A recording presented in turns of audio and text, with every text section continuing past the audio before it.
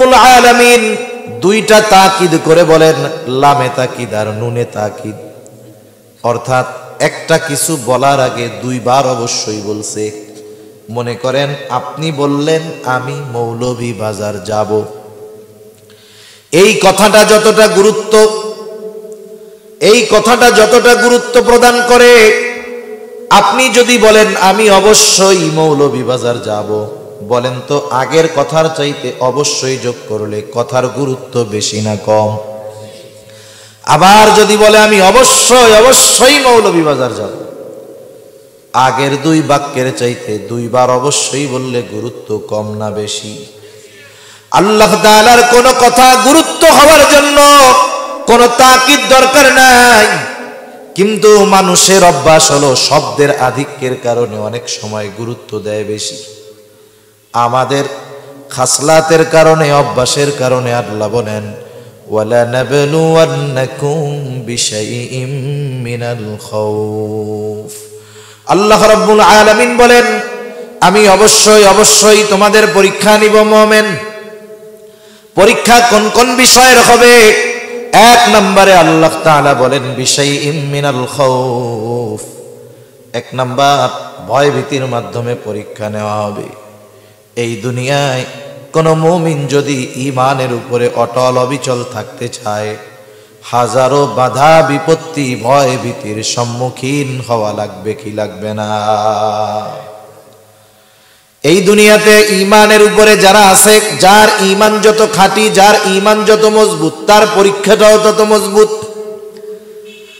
আল্লাহ নবী সাল্লাল্লাহু আলাইহি ওয়াসাল্লাম এজন্য জানায়া দেন পরীক্ষা এমনটা হবে না ক্লাস 5 এর ছাত্রকে 8 এর পরীক্ষা নেওয়া হবে না, 8 এর ছাত্রকে ম্যাট্রিক পরীক্ষার প্রশ্ন দেওয়া হবে না, 5 এর ছাত্র যত মেধাবী হোক তাকে 5 এর পরীক্ষাই নেওয়া হবে, 8 এর ছাত্র যত মেধাবী হোক তাকে 8 এর প্রশ্নই দেওয়া হবে। এই জন্য ইমানের ক্লাসিফিকেশন যেমন আল্লাহ তাআলা পরীক্ষা নিবেন তেমন। মনে রাখবেন ক্লাস 1 এর ছাত্রর কাছে ক্লাস 1 এর প্রশ্নটা যেমন কঠিন, এইচএসসি পরীক্ষার ছাত্রর কাছে তার পরীক্ষার প্রশ্নটাও তেমন কঠিন। আবার এমন হবে না এইচএসসি যে পড়ে পরীক্ষা দিবে তাকে ক্লাস 1 এর খাতা দেওয়া হবে, তাহলে কি ইনসাফ হবে নাকি? আল্লাহ তাআলা পরীক্ষার ক্ষেত্রে ইনসাফ করবেন, ন্যায় বিচার করবেন, যে যেই স্তরের তাকে ওই স্তরের পরীক্ষাই দিবে। এরপরেও ম্যাট্রিক পরীক্ষা দিছে এক এলাকার 10 জন, ফেল গেছে 5 জন, একই ক্লাসের ছাত্র না?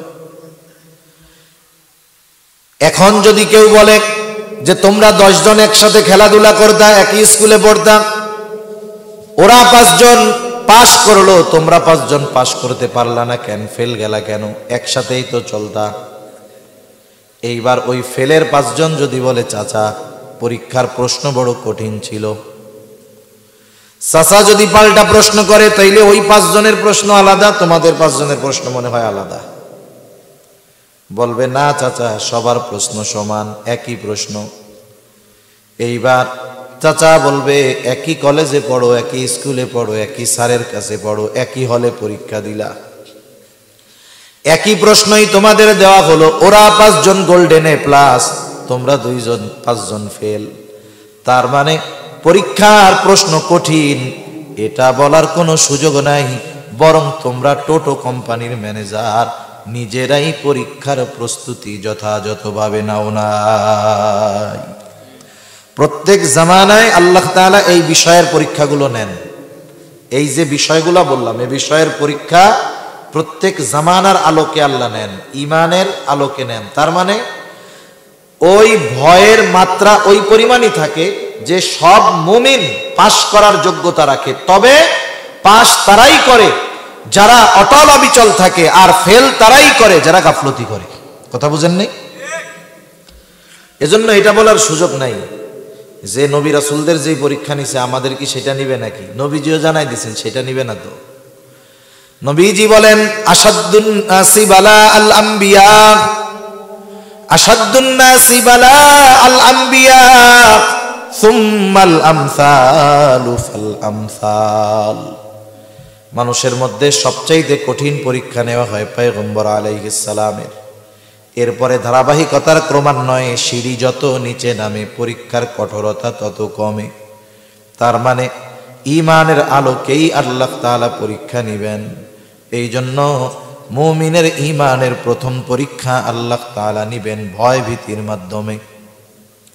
এ দুনিয়াতে ঈমানের উপরে যদি কেউ চলতে চায়, চলতে যায়, হাজারো বাধা বিপত্তি ভয় ভীতি আছে।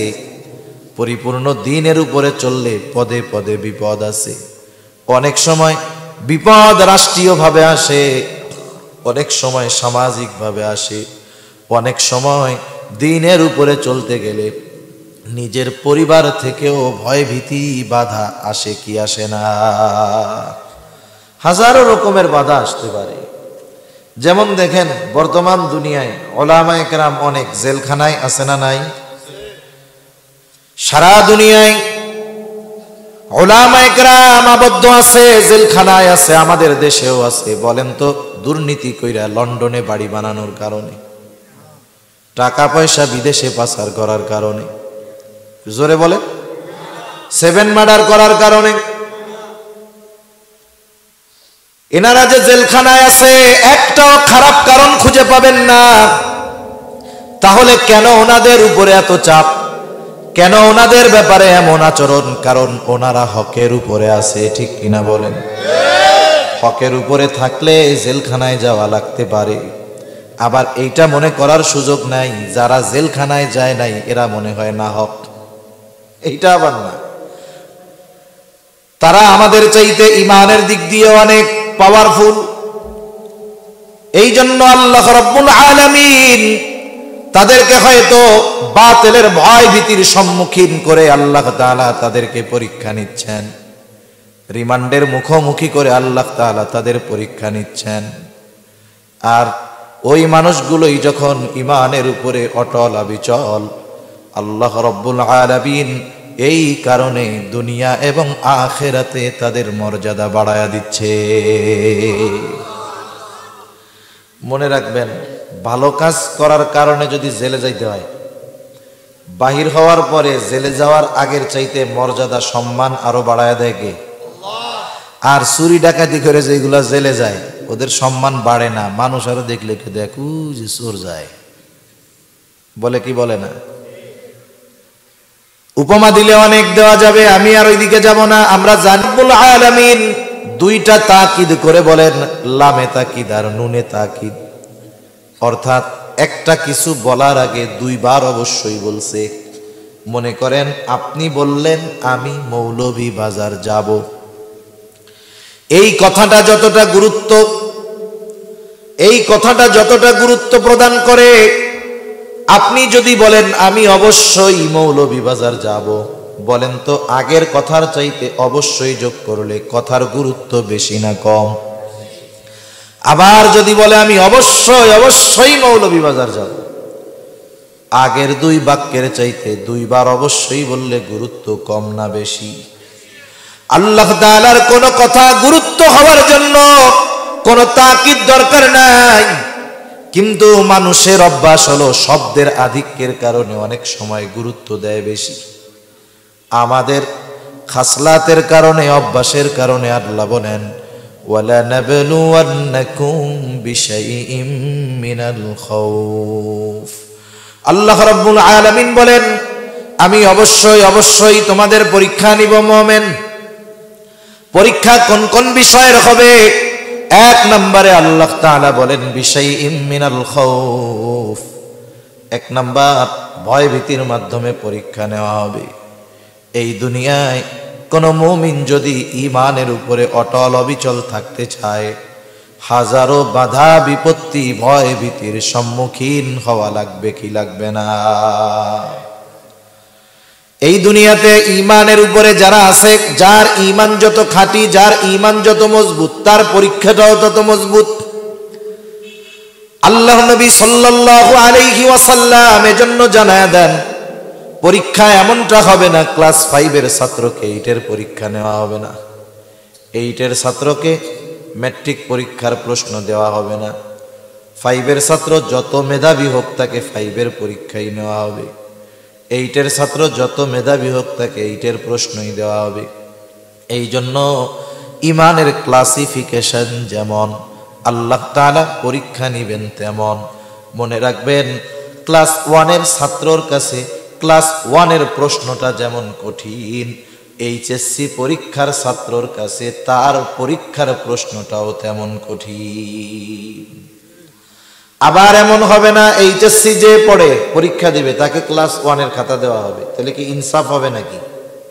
আল্লাহ তাআলা পরীক্ষার ক্ষেত্রে ইনসাফ করবেন, ন্যায় বিচার করবেন, যে যেই স্তরের তাকে ওই স্তরের পরীক্ষাই দিবে। এরপরেও ম্যাট্রিক পরীক্ষা দিছে এক এলাকার 10 জন, ফেল গেছে 5 জন, একই ক্লাসের ছাত্র না?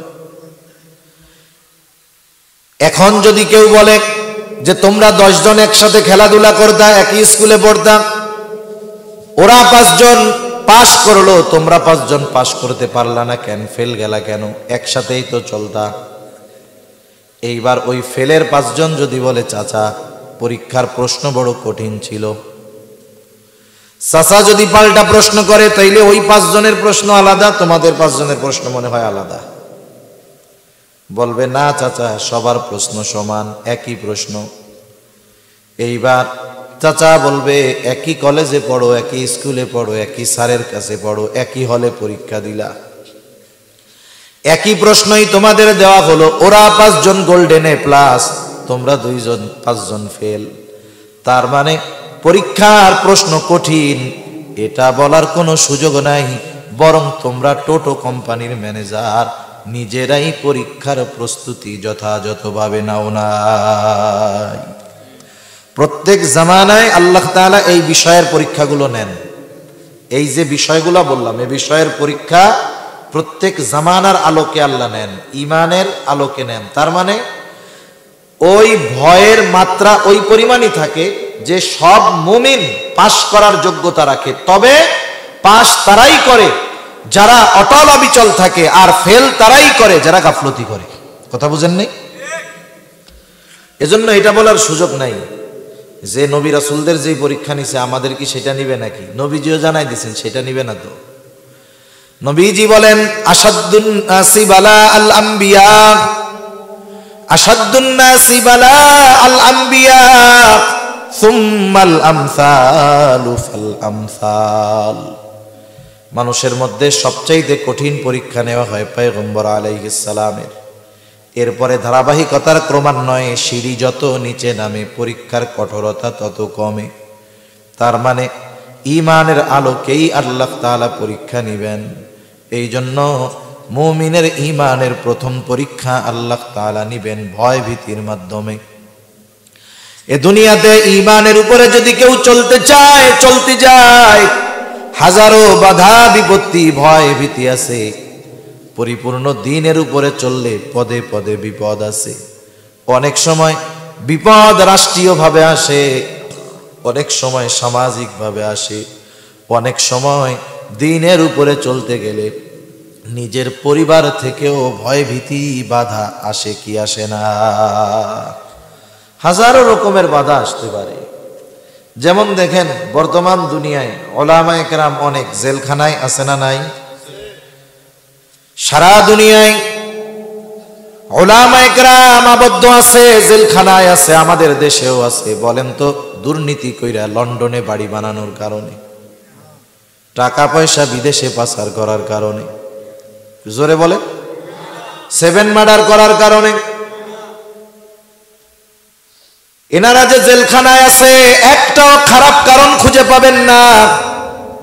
তাহলে কেন ওনাদের উপরে এত চাপ, কেন ওনাদের ব্যাপারে এমন আচরণ? কারণ ওনারা হকের উপরে আছে, ঠিক কিনা বলেন? হকের উপরে থাকলে জেলখানায় যাওয়া লাগতে পারে। আবার এইটা মনে করার সুযোগ নাই যারা জেলখানায় যায় নাই এরা মনে হয় না হক, এইটা আবার না। তারা আমাদের চাইতে ইমানের দিক দিয়ে অনেক পাওয়ারফুল। এই জন্য আল্লাহ রাব্বুল আলামিন তাদেরকে হয়তো বাতিলের ভয় ভীতির সম্মুখীন করে আল্লাহ তাআলা তাদেরকে পরীক্ষা নিচ্ছেন। রিমান্ডের মুখোমুখি করে আল্লাহ তাআলা তাদের পরীক্ষা নিচ্ছেন। আর ওই মানুষগুলোই যখন ঈমানের উপরে অটল অবিচল, আল্লাহ রাব্বুল আলামিন এই কারণে দুনিয়া এবং আখিরাতে তাদের মর্যাদা বাড়ায়া দিচ্ছে। মনে রাখবেন, ভালো কাজ করার কারণে যদি জেলে যাইতে হয়, বাহির হওয়ার পরে জেলে যাওয়ার আগের চাইতে মর্যাদা সম্মান আরো বাড়ায়া দেয় কে? আর চুরি ডাকাতি করে যেগুলা জেলে যায় ওদের সম্মান বাড়ে না, মানুষ আরো দেখলে কে দেখু যে চোর যায় বলে, কি বলে না? উপমা দিলে অনেক দেওয়া যাবে, আমি আর ওইদিকে যাব না। আমরা জানি কত পরিচিত উলামায়ে কেরাম জেলে যাওয়ার আগে কেউ চিনত না অথবা পরিচিতি ছিল না, কিন্তু জেলে গেছে ঈমানের কারণে, জুলুম নির্যাতনের শিকার হয়েছে। আল্লাহ রব্বুল আলামিন এদেশের মানুষের অন্তরে তাদের ঘৃণা নয় বরং মহব্বত আরো বহুগুণ বাড়ায়া দিয়েছে। এজন্য আল্লাহ রাব্বুল আলামিন বলেন, বিশাইইম মিনাল খাউফ, ভয় ভীতির মাধ্যমে মুমিনের ঈমানের পরীক্ষা নেওয়া হবে। 2 নাম্বার ওয়াল জু, অভাব দারিদ্রতার মাধ্যমে মুমিনের ঈমানের পরীক্ষা নেওয়া হবে। অনেক সময় ভালো মানুষ যদি অভাবে থাকে, মনে করে আল্লাহ মনে হয় আমারে ভালোবাসে না। নামাজ কালাম ঠিক মতো পড়ে, হারাম হালাল বেঁচে চলে, সব ঠিক আছে, কিন্তু অভাবে আছে, ও মনে করে এত নামাজ কালাম পড়ি আল্লাহ মনে হয় ভালোবাসে না। আবার কত বেঈমান দ্বীনের উপরে চলে না, নাফরমানি করে, সম্পদ টাকা পয়সার অভাব নাই, এমন লোক দুনিয়ায় আছে না নাই?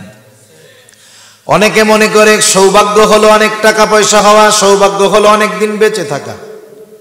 তাইলে আমি আপনাদের বলি, বলেন তো কারুনের ধন সম্পদ কম ছিল নাকি? কারুন রে চিনেন? কম ছিল। কত সম্পদ ছিল কারুনের? ওর ধন ভাণ্ডারের চাবি বহন করার জন্য একদল যুবক প্রয়োজন হইত। গোডাউনের চাবি বহন করার জন্য একদল সুঠামদেহী যুবক লাগতো। আর ওই গুদামের মধ্যে আমাদের দেশে যেমন অনেকে গুদাম ভরে চাউল চুরি কইরা, ডাউল চুরি কইরা, তেল দিয়ে খাটে, তলা ভরে, দেখেন নাই? আমাদের দেশ হইল তেলের খনি, মুখ দিয়াও তেল মারে, আবার মাঝে মধ্যে খাটের তলায়ও দেখা যায় তেল পাওয়া যায়। আমরা মুখ দিয়াও তেল মারতে পারি, বড়দের নেতাদের এমন তেল মারে, ভাই ভাই, জীবনে যেই কয়বার আব্বা ডাকে নাই ওই কয়বার ভাই, তার চেয়ে বহুগুণ বেশি বাইরে ডাকে, ভাই ভাই। আপনার মতো লোক নাই, আপনি তো বিশ্বে এক অনন্য উপমা, আপনার মতো একটাও নাই। এরকম তেল মারা লোক তো আমাদের দেশে নাই মনে হয়। এ দেশে অবস্থা এরকম, তেল যদি না মারতে পারেন কাম হবে না। এটা যে লাইনেই খন না কেন, যত তেল মারবেন দেখবেন তত আপনার নজর ভিন্ন রকম। কারুনের ধন সম্পদ কম ছিল না, আর ওই গোডাউনের মধ্যে চাউল আর গম ছিল না, বরং কারুনের গোডাউন ভরা স্বর্ণ ছিল, স্বর্ণ। বলেন তো কারুন কি সৌভাগ্যবান নাকি? কথা বুঝেন নাই মনে হয়। কারুন কি সৌভাগ্যবান? জোরে বলেন। ফেরাউনের হায়াত কত? 400 বছর বাঁচছে, একটু রোগবালাই হয় নাই, একটু সর্দি কাশিও হয় নাই, 400 বছর বাঁচছে। কত বড় জালেম! আমি আপনি কয় বছর বাঁচমু? ধরেন 70, সর্বোচ্চ ধরেন একজন বাঁচলো 80 বছর, তার মধ্যে দেখা যাবে 20 বছর শুধু রোগে শোগে কাটে। এই জামানায় কিছু মানুষের মতো ফেরাউন আছে, ওই ফেরাউনের চরিত্রের কিছু মানুষ আছে, জুলুম অত্যাচার করে, বয়স গড় হায়াতের চাইতে বেশি, কিন্তু কোনো অসুস্থতা তারে পায় না। এই জন্য মনে রাখতে হবে, অসুস্থ লম্বা হায়াত পাইলেই সৌভাগ্যবান না, বরং ফেরাউন লম্বা অসুস্থ জিন্দেগি পেয়েছে, কিন্তু দুনিয়ার কেউ ফেরাউন রে সৌভাগ্যবান বলবে না। একজন গরিব মানুষ, দরিদ্র মানুষ, টাকা পয়সা কিছুই নাই, তার একটা ছেলে হইছে, কি নাম রাখবে? মানুষের কাছে বলে, একজন বলে এক কাম কর, তোর পোলার নাম ফেরাউন আর নইলে কারুন রাখ, মাসে মাসে 2000 টাকা দিমুনে। রাখবো নি কন্যা? 5,000 টাকা দিলেও রাখবে? চিন্তা করে দেখেন কেমন মানুষ। ওই নামগুলো টাকা দিয়াও গরিবরে ওরা খাইতে পারবেন না। আপনি যদি বলেন অসুবিধা কি, মাসে মাসে 5,000 বৈশা বৈশা খাইতে পারবি, বলবে ভাই না খাইয়া মইরা যাব, তবুও কিন্তু কারুন আর ফেরাউন নাম রাখবো না।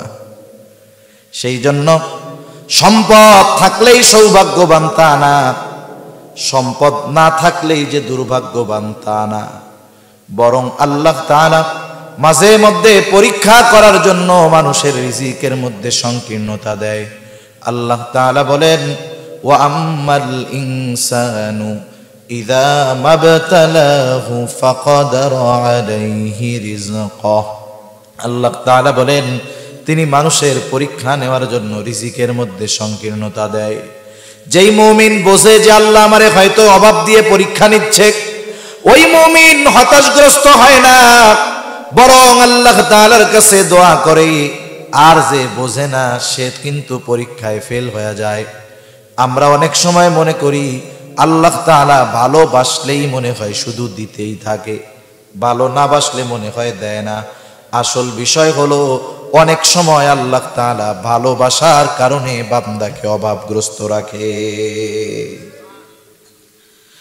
সেই জন্য আল্লাহ তাআলা বলেন ক্ষুধা, অভাব, দারিদ্রতা দিয়ে পরীক্ষা নেওয়া হবে। 3 নাম্বার ওয়ানাকসিম মিনাল আমওয়াল, মালের লস, মালের ক্ষতি দিয়ে আল্লাহ পরীক্ষা নেয়।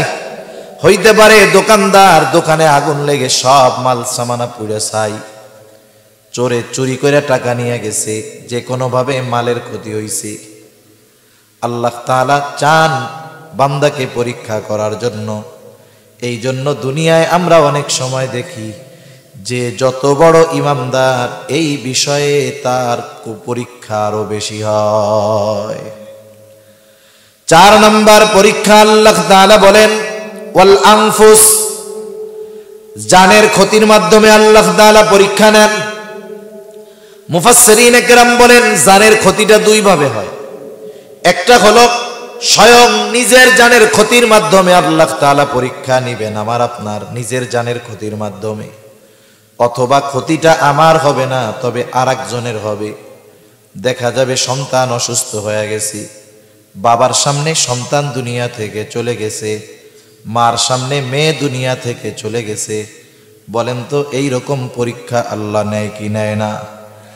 অনেক সময় নিজে আঘাত পাইলে যেই কষ্ট লাগে, এর চাইতে আপনজন যদি ওই আঘাত পায় কষ্ট বেশি হয়। অনেক সময় আমাদের বাচ্চা কাচ্চা ছোট যারা আছে এদের জ্বর হয়, অসুস্থ হয়। 3-4 বছরের বাচ্চা রাতের বেলা জ্বর হয়েছে, জ্বরে গা পুড়ে যাচ্ছে, চোখ দুটো ছলছল করতেছে, বাচ্চা কষ্টে মুখ দিয়ে শব্দ বের হচ্ছে, কষ্ট হইতেছে, বাচ্চার চোখ দিয়ে পানি পড়ে। বলেন তো ওই মুহূর্তে যেই মা বাবা ওই অসুস্থ বাচ্চার পাশে বসা, যদিও বাচ্চা অসুস্থ তার কষ্ট হয়, ওই বাচ্চা অসুস্থ হয়ে যত কষ্ট হয় ওর পাশে বসে থাকা তার মা বাবার কষ্ট বেশি হয় নাকি কম হয়? এই জন্য আল্লাহ তাআলা অনেক সময় আপনজন প্রিয়জনকে মুসিবত দিয়ে পরীক্ষা নেন। অনেকে বোঝে না, নিজের চোখের সামনে অনেক সন্তান দুনিয়া থেকে চলে গেছে, বাচ্চা হয়, বড় হয় আর মারা যায়, আফসোস করে। আসলে না, আল্লাহ তাআলা তাকে পরীক্ষা নেন। বলেন তো আপনি ভালোবাসার পরীক্ষা কার নিবেন? যাকে আপনি ভালোবাসেন তার, ঠিক কিনা বলেন? যারা আপনি বেশি ভালোবাসেন, আপনার যদি মন চায় যে আসলেও আমারে ভালোবাসে কিনা একটু পরীক্ষা করি, আপনি ভালোবাসার পরীক্ষা কি দিয়ে করবেন? কষ্ট দিয়ে ভালোবাসার পরীক্ষা করে। আল্লাহ রাব্বুল আলামিন তার বান্দার প্রতি মুহাব্বতের পরীক্ষা নেন কষ্ট দেওয়ার মাধ্যমে। যেই মুমিন বোঝে হয়তো এই পরীক্ষাটা ভালোবাসার পরীক্ষা, হাজারো কষ্টের পর আল্লাহর প্রতি সে অসন্তুষ্ট হয় না, বরং সে সবরের সাথে এগুলা মাইনা নেয়। 5 নম্বর পরীক্ষা আল্লাহ রাব্বুল আলামিন বলেন ওয়াস-সামারাত, ফল ফসলের ক্ষতির মাধ্যমে আল্লাহ তাআলা পরীক্ষা নেয়। আপনাদের এলাকায় ধান হয় নাকি? ধান মনে করেন যারা কৃষিজীবী মানুষ, কৃষি নির্ভর মানুষ, জমিতে যদি বাম্পার ফলন হয়, ফসল যদি ভালো হয় বলেন তো খুশি হয় না বেজার হয়? মনে করেন জমিনের ফসল পেকে গেছে, বাম্পার ফলন, লোকটা চিন্তা করতেছে আল্লাহ এইবার যেই ফসল দিছেন আশা করা যায় ফসল ঘরে তোলার পর বিক্রয় করে সব দেনা পাওনা পরিশোধ হবে, মানুষের কর্জগুলো পরিশোধ হবে, আর বাকি বছরও এর থেকে খরচ চলবে। আল্লাহর বান্দা রাতে একা একা শুয়ে চিন্তা করে আগামীকাল 10-12 জন লোক নিয়ে জমিনের ধানগুলো কেটে বাড়িতে আনবো। এইবার রাতে শুইতে গেল, হঠাৎ করে আকাশের মধ্যে মেঘ ডাকে, ঝড় শুরু হয়ে গেছে, সাথে বৃষ্টি, আবার শিলাবৃষ্টি। শিলাবৃষ্টি চিনেন তো? এখন যারা কৃষি কাজ করে এরা বুঝবে। বলেন তো পাকা ধানের উপরে যদি শিলাবৃষ্টি হয় ধান ঘরে তোলার আর উপায় আছে নাকি? আল্লাহ তাআলা এইরকম মুসিবত দিয়ে মাঝে মধ্যে পরীক্ষা নেয়। এখন কথা হইল আল্লাহ তাআলা পরীক্ষা নেন ঠিক, কিন্তু আল্লাহ চান না তার নেওয়া পরীক্ষায় তার বান্দা ফেল যায়। স্কুলের শিক্ষক, মাদ্রাসার শিক্ষক যখন ছাত্রের পরীক্ষা নেয়, বলেন তো কোন ওস্তাদ, কোন শিক্ষক এইটা কি চায় যে পরীক্ষা নিলাম আমার ছাত্রটা ফেল যাক? চায় নাকি? বরং ছাত্র যদি ভালো ফলাফল করে, অন্যান্যদের চাইতে ভালো রেজাল্ট করে, অফিসের মধ্যে সব শিক্ষক যখন একসাথে বসে নিজে আরো বুক ফুলায় বলে দেখছেন কি পড়ানটা পড়াইছি, সবগুলা গোল্ডেন এ প্লাস। ওস্তাদ পরীক্ষা নেন ঠিক, কিন্তু চান না ছাত্র ফেল যাক। কেন? ছাত্রের প্রতি ওস্তাদের মোহাব্বত, ভালোবাসার কারণে, মোহাব্বত ভালোবাসার কারণে ওস্তাদ চান না যে ছাত্র ফেল যাক। আল্লাহ তাআলাও বান্দার পরীক্ষা নেয়, কিন্তু বান্দার প্রতি ভালোবাসার কারণে আল্লাহ তাআলা চায় না তার নেওয়া এই পরীক্ষায় তার বান্দা ফেল যায়। আল্লাহ পরীক্ষা নেন কিন্তু চান না আমার বান্দা ফেল যায়। এই জন্য আল্লাহ তাআলা পরীক্ষা নেওয়ার ঘোষণা দেওয়ার সাথে সাথে এটাও জানায় দেন, বান্দা পরীক্ষায় পড়লে কি করবা। কারণ এই ধরনের পরীক্ষায় পড়লে দুইটা পথ খোলা থাকে, একটা হলো আল্লাহর পথ আর একটা হলো মন গড়া পথ। আল্লাহ রাব্বুল আলামিন এই ধরনের পরীক্ষায় পড়লে কি করণীয় সেটাও আমাদের জানায় দেন। আপনারা তো বেশি কথা বলতেছেন না, মুখ দিয়ে দেখি কোনো আওয়াজ নাই।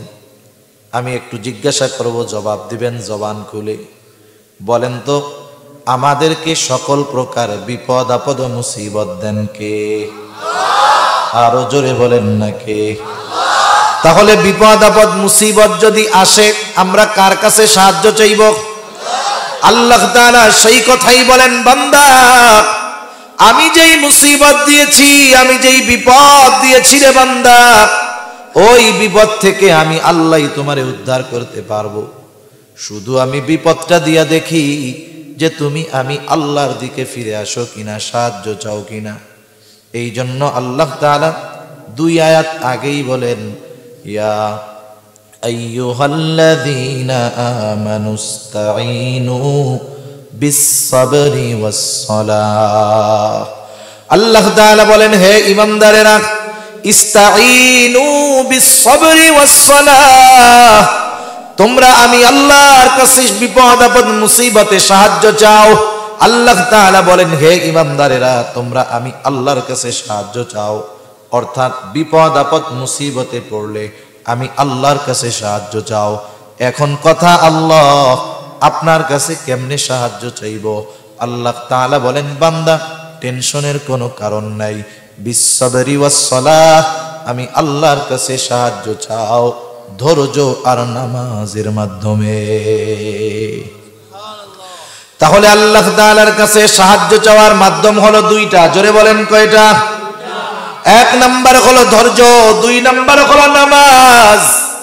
ধৈর্য আর নামাজের মাধ্যমে আল্লাহর কাছে সাহায্য চাইতে হবে। কিন্তু আফসোসের ব্যাপার, আমরা জানি আল্লাহ বিপদ আপদ মুসিবত দেয়, কিন্তু বিপদে যখন পড়ি আল্লাহর কাছে সাহায্য না চাইয়া আমরা মানুষের কাছে দৌড়াইতে শুরু করি। আল্লাহ তাআলা এটাই দেখেন যে সে আমার দিকে আসে নাকি অন্য কোনো দিকে যায়? আমাদের দেশে কিছু মানুষ আছে, আমাদের দেশ সহ ভারতীয় উপমহাদেশের বড় এক ব্যবসা আছে, এ ব্যবসার নাম হইল মাজার ব্যবসা। অনেক জায়গায় আছে বাপ কোনো মতে একটু ইটি ছিল, এখন ওই বাপের পোলা যদি প্রস্রাব কইরা পানিও না নেয় ওইটাও পিরসাব হয়ে যায়, ওইটাও মরলে একটা মাজার হয়। আর আমাদের দেশের কিছু বলদ আছে, বলদ, এইগুলাও বুঝে না সুঝে না, দিন সম্পর্কে জানে না, ওই সব জায়গায় গিয়া এরকম চাওয়া শুরু করে। অনেক সময় এমন হয়, মনে করেন এক লোক বিপদে পড়ছে, তার বাড়িতে এসে একজন খবর দিছে তোমার স্বামী তো অ্যাক্সিডেন্ট করছে। কাজটা কি করার দরকার ছিল? আল্লাহর কাছে বলার দরকার, আল্লাহ আপনি মুসিবত থেকে বাঁচান। সে কি করে বলে, আল্লাহ কি বিপদ দিলেন, যদি বিপদ থেকে উদ্ধার করেন তাইলে অমুক ওরসের সময় 2টা খাসি দিমুনে। এখন কোন বিপদ আপদ দেয় কে? ওটা কিন্তু বলছে আল্লাহ কি বিপদ দিলেন, এটাও বিশ্বাস করে, এটাও বিশ্বাস করে যে আল্লাহ আপনি বিপদ আপদ থেকে বাঁচান। বললো যে আল্লাহ এই বিপদ থেকে বাঁচাইলে 2টা খাসি দিমু। তাইলে বিপদ দেয় আল্লাহ, বাঁচায় আল্লাহ, খাসি খাওয়ায় বাবারে। এই কাজটা কি ঠিক হইল? কন আল্লাহ কি খাসি খুশি খাইতে চাইছে? আল্লাহ কইছে নাকি যে তুমি আমারে একটু গরু টরু দিও, সাইজটা করে দিমুনে? আল্লাহ রাব্বুল আলামিন বলেন, বান্দা আমি বিপদ দেই, আমি উদ্ধার করি, এই জন্য বিপদে পড়লে আমার কাছে সাহায্য চাও, খাসিও লাগবে না, গরুও লাগবে না। সাহায্য কেমনে চাইবা? আল্লাহ তাআলা বলেন বিসসবরি ওয়াসসালাহ, ধৈর্য আর নামাজের মাধ্যমে। ধৈর্য কাকে বলে? বিপদে পড়ছি চুপ কইরা বইসা থাকলেই সেটা ধৈর্য না। হাত কেটে গেছে, এটা একটা মুসিবত। আপনার পাশে ফার্মেসি আছে, যদি সেলাই করার দরকার হয় সেলাই করবেন, ওষুধ খাবেন, এটা সবরের বাইরে নয়। অনেকে মনে করে বিপদে পড়েছি ঘরে বইসা থাকবো, যা করে আল্লাহ, না। কারণ নবী বলেন তোমরা অসুস্থ হলে চিকিৎসা গ্রহণ করো। তাহলে অসুস্থ হলে চিকিৎসা গ্রহণ করা নবীজির সুন্নাত। বিষয়টা হলো চিকিৎসা গ্রহণ করব ঠিক, এটা সবরের বহির্ভূত নয়। তবে চিকিৎসা গ্রহণ করব ঠিক, তবে ইয়াকিন থাকতে হবে আমার চিকিৎসা আমাকে সুস্থ বানাতে পারবে না। জ্বর হইছে ওষুধ খান, কোনো অসুবিধা নাই। আপনার অসুস্থতা অপারেশন করেন, কোনো অসুবিধা নাই। কিন্তু ইয়াকিন হবে আমার ওষুধ আমার অসুবিধা দূর করতে পারবে না, আমার অপারেশন আমার অসুবিধা দূর করতে পারবে না। বরং আল্লাহ যদি চান তাহলে ওষুধে আমার রোগটা দূর হবে। মাঝে মধ্যে দেখেন আমরা অনেক সময় বলি না যে চাচা একটু দোয়া কইরেন, আমার মা অসুস্থ, অমুক দিন অপারেশন হবে, দোয়া কইরেন আল্লাহ জানি অপারেশনটা সাকসেসফুল করে। মায়ের অপারেশন চলতেছে, অপারেশন থিয়েটারের মধ্যে আছে, ফোন দিয়া অনেকে আপনার আমার কাছে দোয়া চায়। বলেন তো অপারেশন থিয়েটারের মধ্যে অপারেশন তো ডাক্তার করে নাকি অন্য কেউ?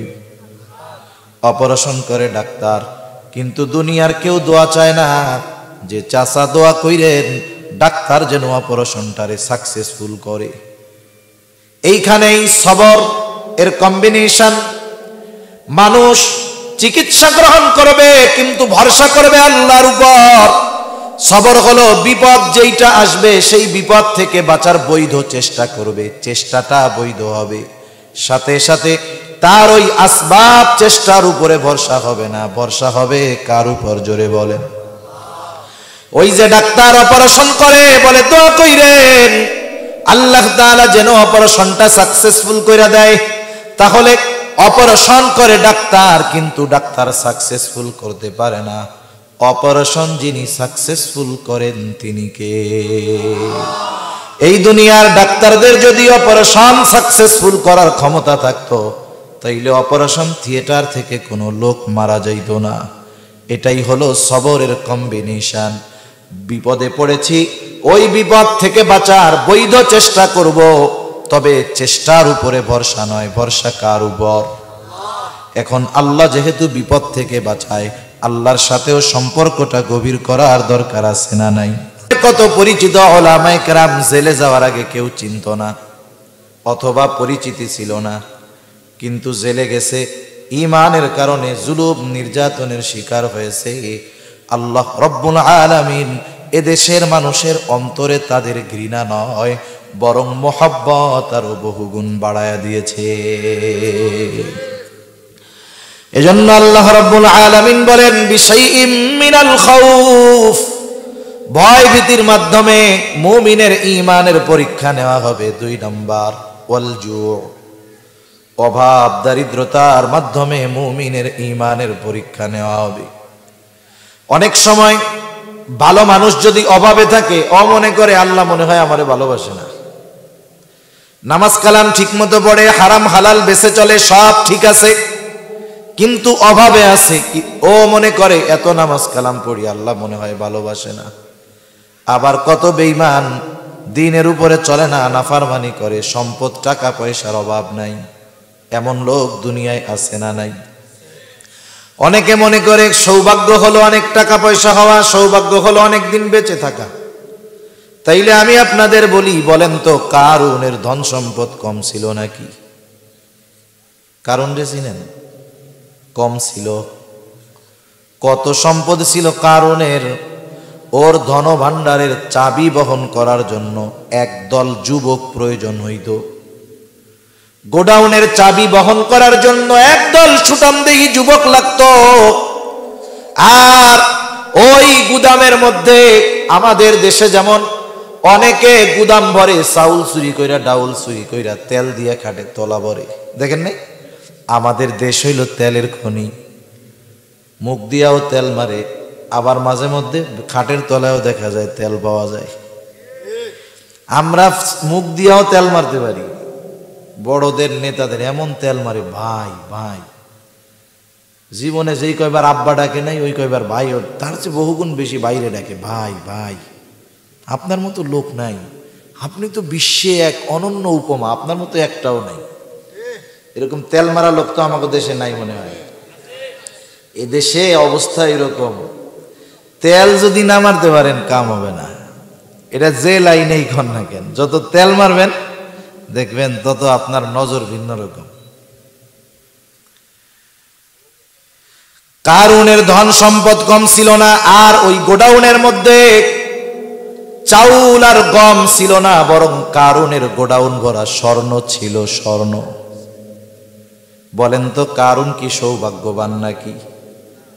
কথা বুঝেন নাই মনে হয়। কারুন কি সৌভাগ্যবান? জোরে বলেন। ফেরাউনের হায়াত কত? 400 বছর বাঁচছে, একটু রোগবালাই হয় নাই, একটু সর্দি কাশিও হয় নাই, 400 বছর বাঁচছে। কত বড় জালেম! আমি আপনি কয় বছর বাঁচমু? ধরেন 70, সর্বোচ্চ ধরেন একজন বাঁচলো 80 বছর, তার মধ্যে দেখা যাবে 20 বছর শুধু রোগে শোগে কাটে। এই জামানায় কিছু মানুষের মতো ফেরাউন আছে, ওই ফেরাউনের চরিত্রের কিছু মানুষ আছে, জুলুম অত্যাচার করে, বয়সও গড় হায়াতের চাইতে বেশি, কিন্তু কোনো অসুস্থতা তারে পায় না।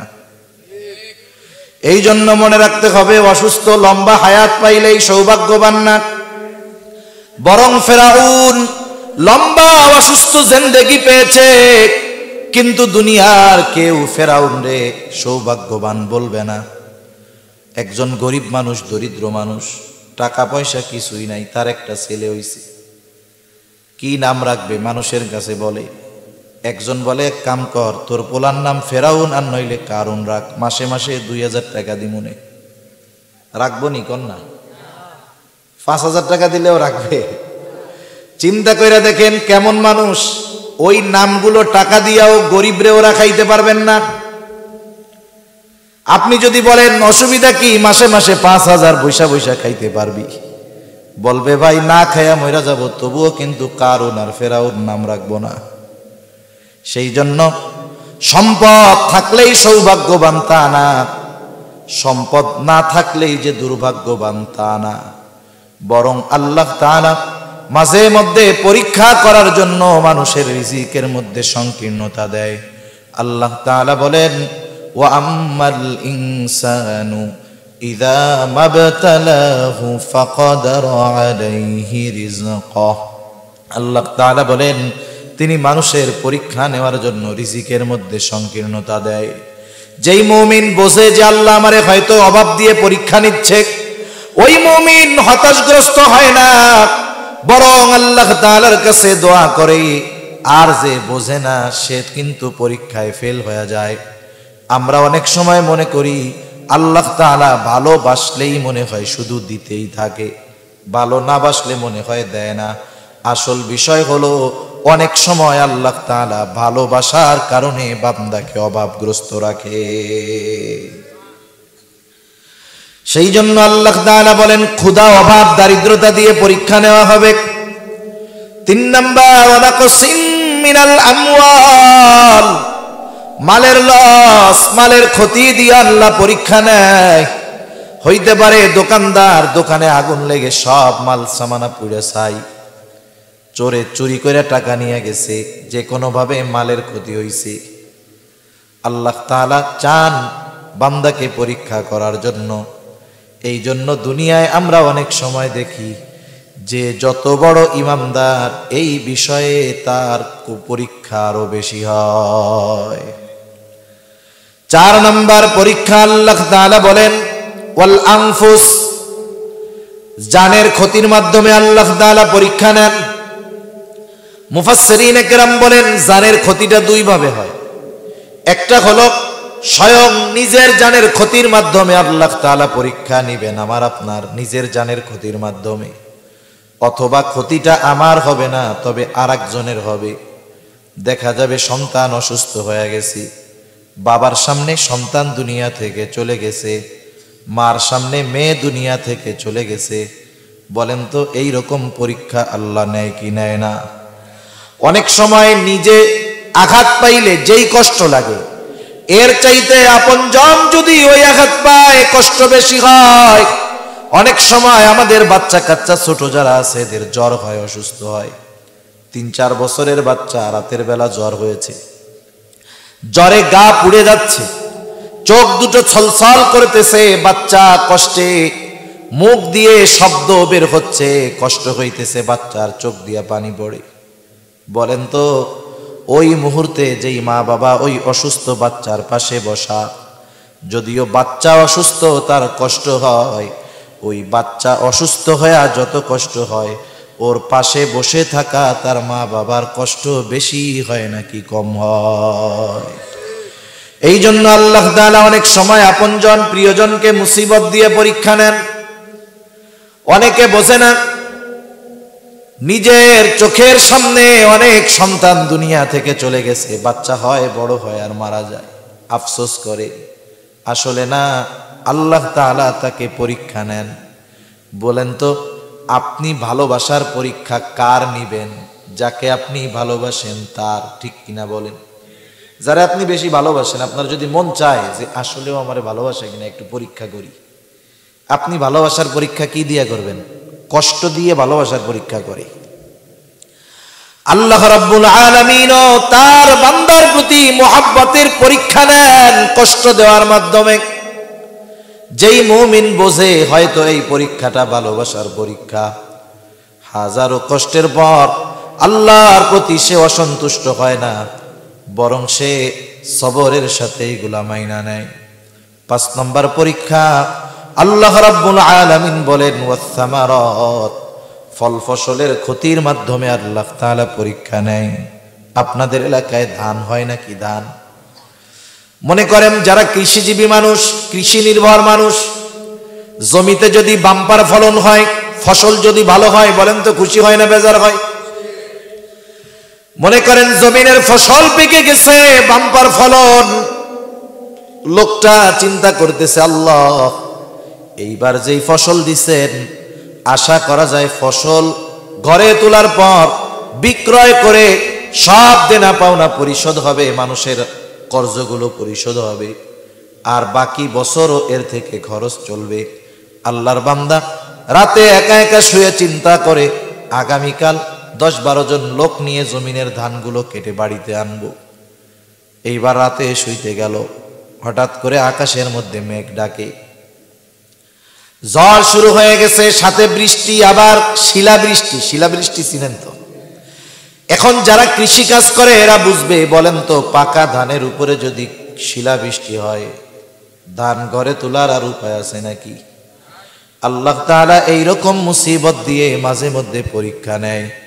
এখন কথা হইল, আল্লাহ তাআলা পরীক্ষা নেন ঠিক, কিন্তু আল্লাহ চান না তার নেওয়া পরীক্ষায় তার বান্দা ফেল যায়।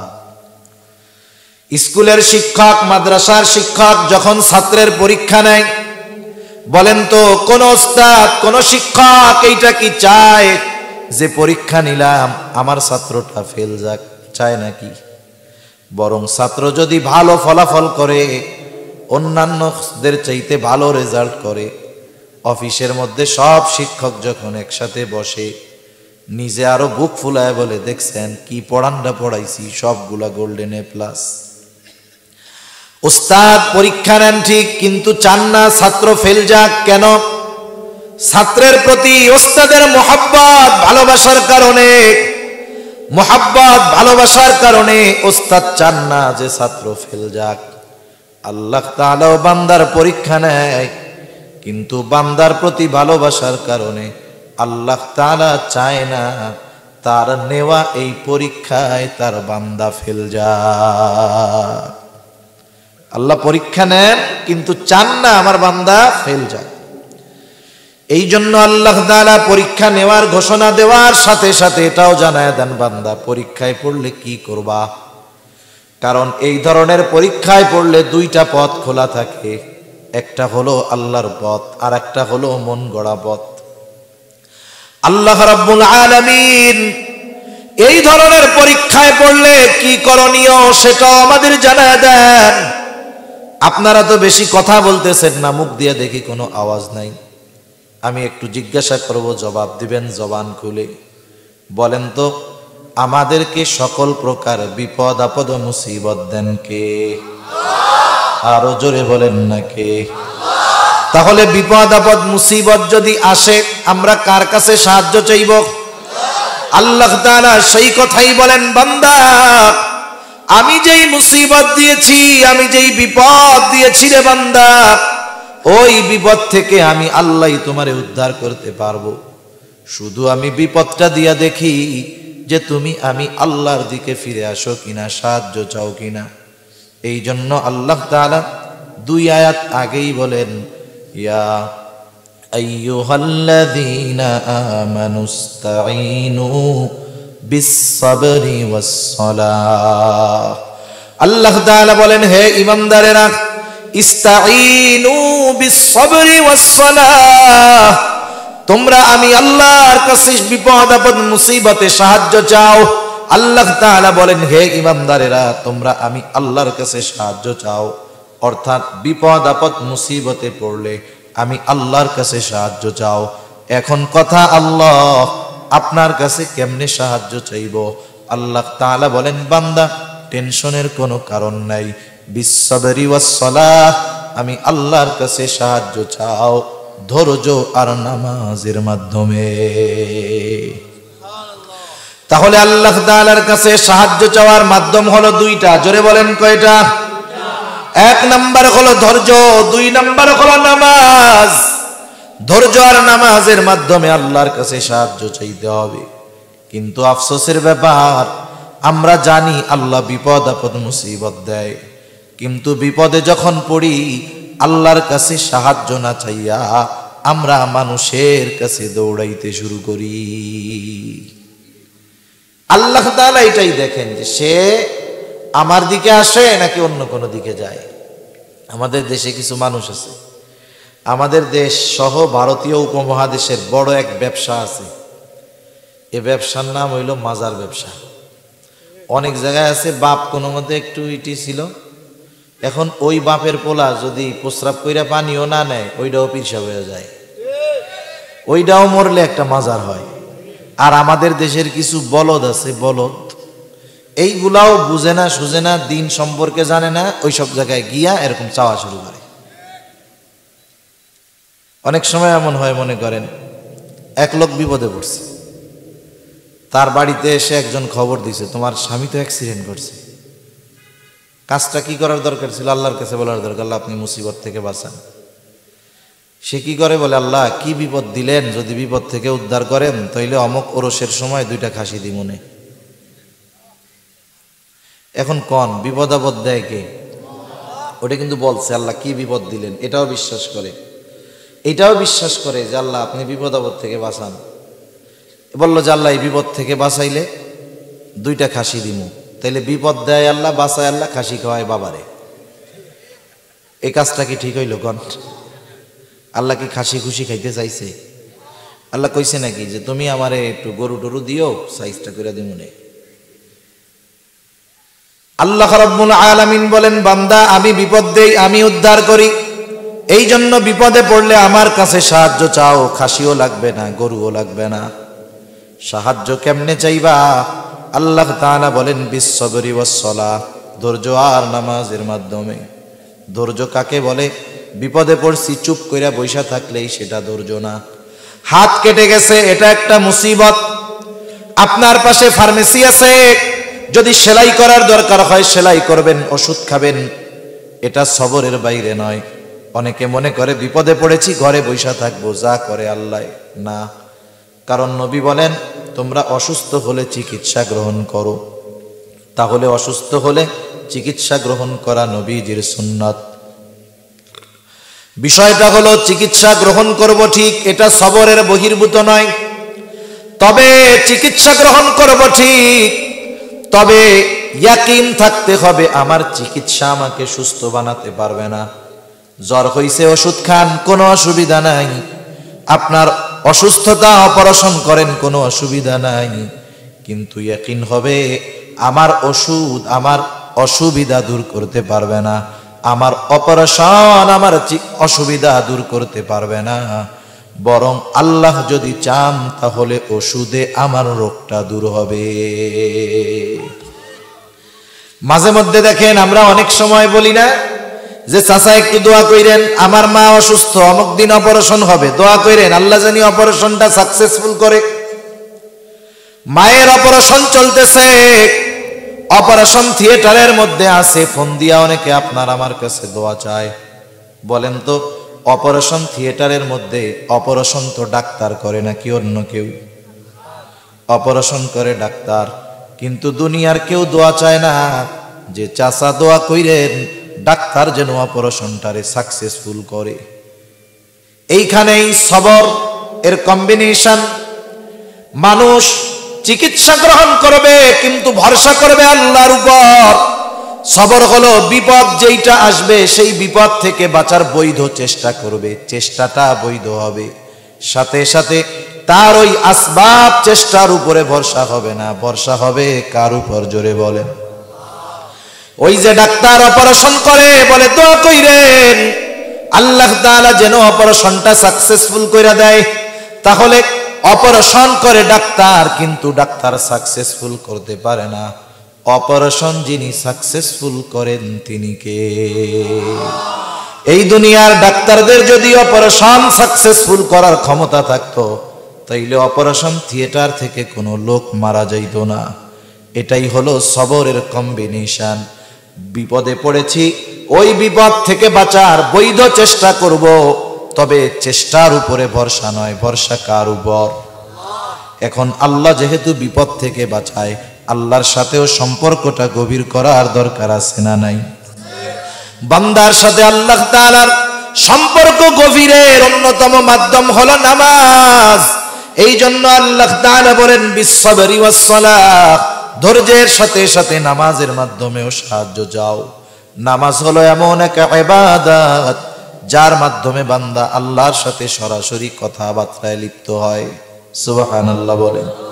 এই জন্য তাকবীরে তাহরিমা নামাজের শুরুতে যখন আল্লাহু আকবার বইলা 2 হাতটা বাঁধে, বলেন তো এরপরে যদি এই দুনিয়ার শ্রেষ্ঠ বুজুর্গ আইসা আমারে যদি সালাম দেয় আসসালামু আলাইকুম, জবাব দেওয়ার সুযোগ আছে নাকি? আমিও যদি দেখি চিন্তা করলাম বড় হুজুর হইছে, নামাজটা ছাইড়া দিয়ে একটু সালাম দেই, সুযোগ আছে নাকি? তাকবীরে তাহরিমা দিয়ে বলে হাত বাঁধার পর দুনিয়ার অনেক ভালো কাজ ওই সময়ের জন্য নিষিদ্ধ হয়ে যায়। কেন নিষিদ্ধ হয়? কারণ এখন কথাবার্তা চলে কার সাথে? জোরে বলেন। আল্লাহর সাথে কথা চলতেছে। এখন দুনিয়ার যত ভিআইপি সিআইপি আসুক কাজ হবে না, দুনিয়ার যত বড় পীর আসুক, মুহাদ্দিস আসুক, শাইখুল হাদিস আসুক, কাজ হবে না। কারণ বান্দা তখন আহকামুল হাকিমিনের সাথে কথায় লিপ্ত হয়। এই জন্য আমরা যখন যে কোনো ধরনের বিপদে পড়ব, সর্বপ্রথম ধৈর্য ধারণ করব, সাথে সাথে ওই বিপদের জন্য যার সাহায্য চাইব তিনি কে? আমি আল্লাহর সাথে কথাবার্তায় লিপ্ত হব কেমনে? নিয়ত করে দাঁড়াবো, আল্লাহ ওই বিপদে পড়ছি, বিপদটা থেকে বাঁচাইয়েন। সালাতুল হাজত আদায় করব, আল্লাহ তাআলার সাথে কথা বলবো, আল্লাহ তাআলার কাছে চাইব। এই জন্য কোন মুমিন যখন বিপদ আপদ মুসিবতে পড়ে, তার মানে মুমিনের যখন কোনো পরীক্ষা আসে, মুমিন এই দুই জিনিসের মাধ্যমে যখন আল্লাহর কাছে সাহায্য চায়, আল্লাহ তাআলা ওই মুমিনের জন্য যথেষ্ট হয়ে যায়। সাথে সাথে ওই মুমিনকে আল্লাহ প্রমোশন দিয়ে দেয়। প্রমোশন দেয়, প্রমোশন কেমনে দেয়? আমাদের দেশে একটা বাহিনী আছে, পুলিশ বাহিনী, চিনেন? পুলিশ বাহিনী, পুলিশ যে হাবিলদার, মানে ওনার নিচে কোনো পোস্ট নাই, সেও পুলিশ। বাংলাদেশ পুলিশের প্রধান যে, সেও পুলিশ। কিন্তু বলেন তো, দুই পুলিশের মধ্যে তফাৎ আছে নাকি? কই কুদ্দুস আলী, কই জুতার গালি, মানে কয় না এরকম। তা কোন জায়গায় পুলিশ প্রধান আর কোন জায়গায় ওইটা? দুইজনই কিন্তু পুলিশ, কিন্তু তফাৎ আছে না নাই? ঈমান আনছে মুমিন, অসুবিধা নাই।